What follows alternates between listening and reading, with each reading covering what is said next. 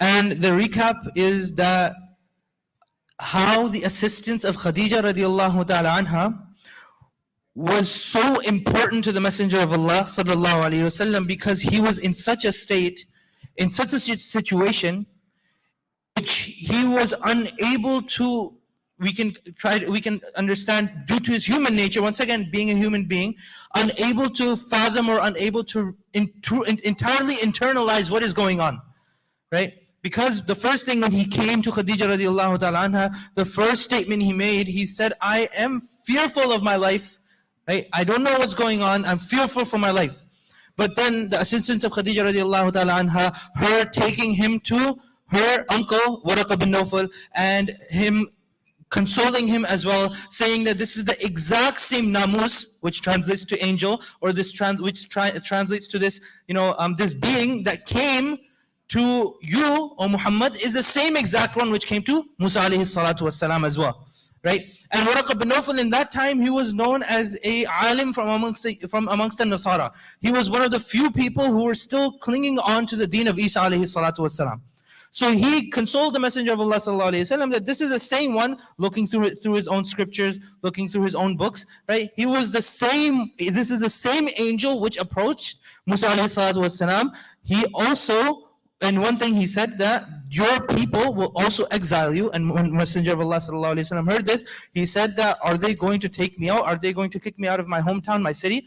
He said that no prophet has came before you who has not faced the same situation, right? So this assistance of Khadija radiallahu ta'ala anha, this, we can say this consolation of Khadija radiallahu ta'ala anha was very, very important to Rasulullah sallallahu alayhi wasallam. And this conviction of Khadija radiallahu ta'ala anha, that Allah subhanahu wa ta'ala will not put Rasulullah sallallahu alayhi wasallam through something that would cause his life to be harmed, because Allah subhanahu wa ta'ala is going to use the Messenger of Allah sallallahu alayhi wasallam to be not only a mercy for the people of his community, meaning the Arabs, but his work is so special.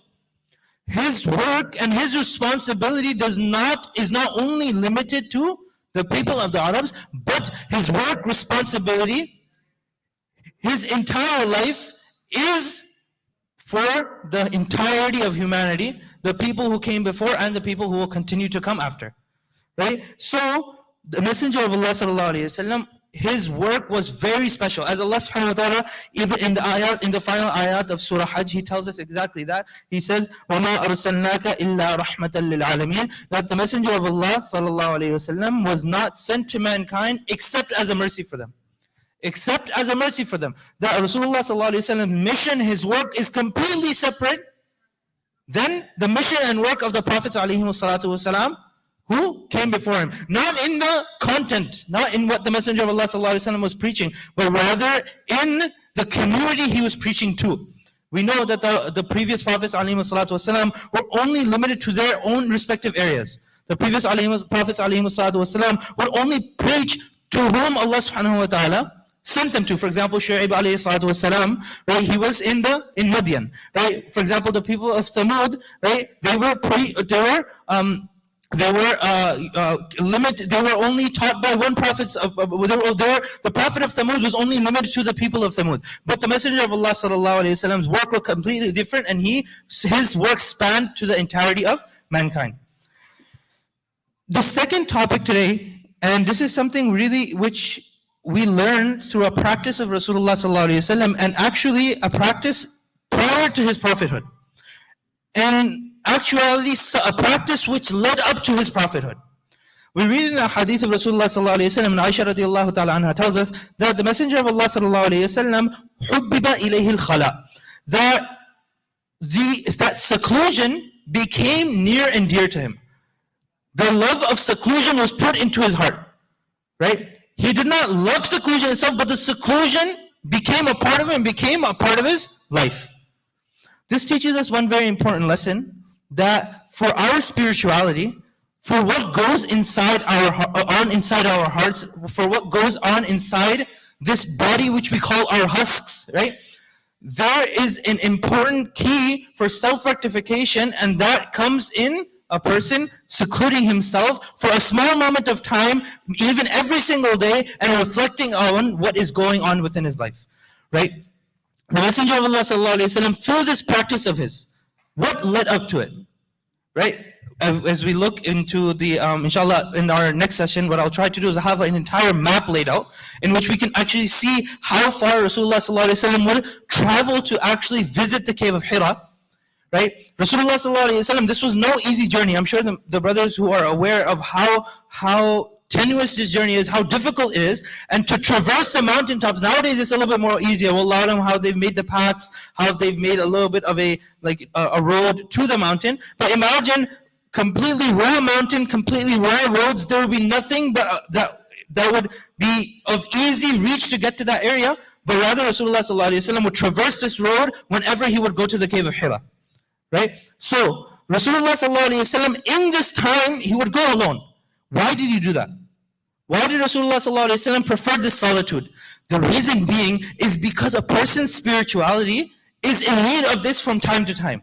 For a person to self-reflect, for a person to, this concept of muraqabah in our deen, for a person to perform this concept of muraqabah, and which essentially leads to muhasabah, which is self-accountability, this is of the utmost importance. Because in this day and age, especially when we talk about our day and age, which is such a career-driven society, a fast-paced life, sometimes we really forget about what we've done in our past and what we're doing in our present, and how we will invest in our future. One of our teachers used to say, Mulana Asim, he used to say this one very important line. SubhanAllah, he said this 10 years ago almost, and it's still stuck with me to this day. He said, a true mu'min is that person who does not ponder and let his past affect his future, but rather a true mu'min is that person who focuses on his present and invests in his future. So how can a person reach that level? How can a person reach that level of investing in his future, focusing on his present, letting his past be the past? How can a person do that? It is achieved through this concept of muraqabah, through this concept of solitude and seclusion, and ultimately self-accountability.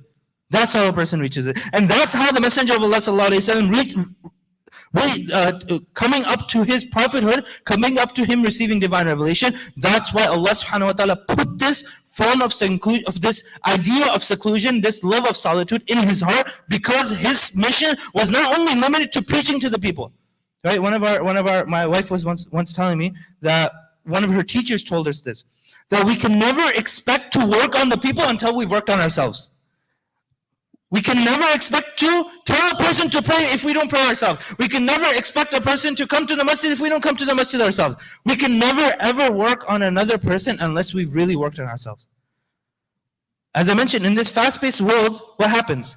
We're so worried about everyone else, but we really forget to realize that وَلَا تَزِرُ وَازِرَةٌ وِزْرَ أُخْرَى, we will not bear the burden of someone else. Rather, we'll bear our own burden. We have to keep that in mind. And all of these things are achieved through this concept of seclusion, solitude, and muraqabah and muhasabah. That's why the Messenger of Allah sallallahu alaihi wasallam loved this so much. Because it gave him this time of self-reflection. It gave him this time of looking back into his life. And ultimately leading up to the biggest event, which was the sequence of divine revelation beginning. May Allah subhanahu wa ta'ala give us all the ability to perform these very major concepts of our deen. May Allah subhanahu wa ta'ala give us all the ability to act upon what has been said. Subhana rabbika rabbil izzati amma yasifun wa salamun ala al-mursaleen walhamdulillahi rabbil alameen.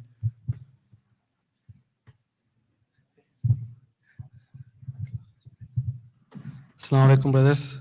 I request the brothers who are in the back to come forward, inshallah. Just few minutes before the dinner, inshallah. All the volunteers who are outside, please come inside, inshallah, for a few minutes.